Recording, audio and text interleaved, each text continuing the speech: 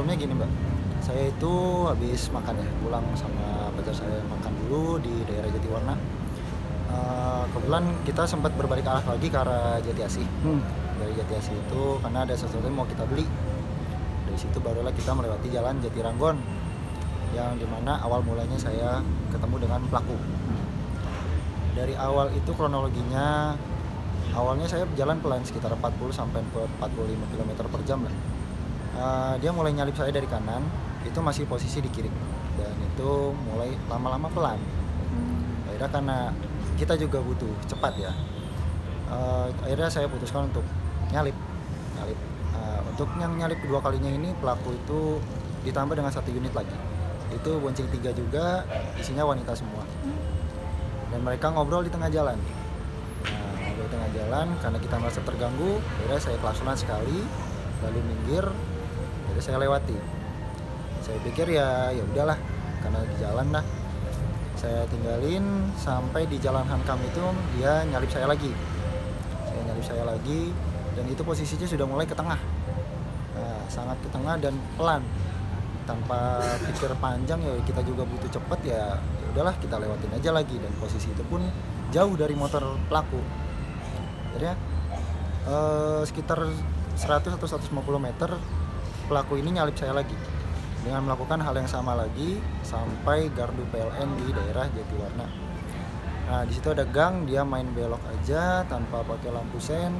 Nah, dengan jarak motor dia dengan mobil saya cukup dekat, kita juga refleks, akhirnya membanting setir ke kanan, dan di situ dia mulai memaki saya. Dari situ mulailah dia mengejar saya dan menggedor kaca sopir dan penumpang, dan menendang bodi mobil sampai menabrakkan ke bemper belakang. Mungkin kronologinya itu sih Mbak. Itu kejadiannya siang atau sore atau pagi, dan Hari kondisi apa? jalan seperti apa saat itu? Untuk harinya itu hari Minggu tanggal 29 Desember, jamnya itu antara jam 5 sampai jam setengah 6 sore. Itu kondisi jalan situ lumayan agak padat ya, nggak terlalu ramai juga, cuman agak padat.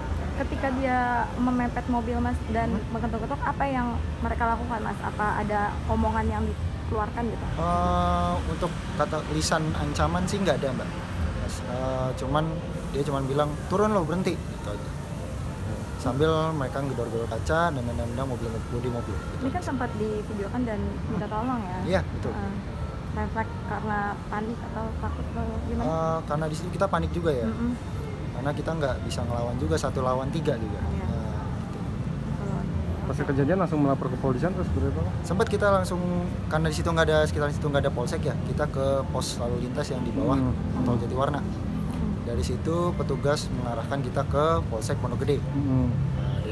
Dari itu kita ke Polsek Pondok Gede untuk buat laporan. Tapi mungkin pas hari Minggu juga mungkin yang piket juga lagi santai gitu ya. Saya juga memaklumi. Akhirnya hari itu belum ada pembuatan laporan. Sampai malamnya saya mencoba ke Polsek Jati Sampurna, mungkin bisa membuat laporan di situ. Ternyata bukan wilayah mereka untuk membuat laporan seperti itu. Jadi merasa dilempar-lemparnya tuh seperti itu? Merasa seperti itu. Oke, sekarang tapi sudah dilakukan pemeriksaan ya Mas? Alhamdulillah sudah. Dari jam berapa Bang tadi Bang? Sampai jam berapa? Untuk pemeriksaan dari jam 1 sudah di sini.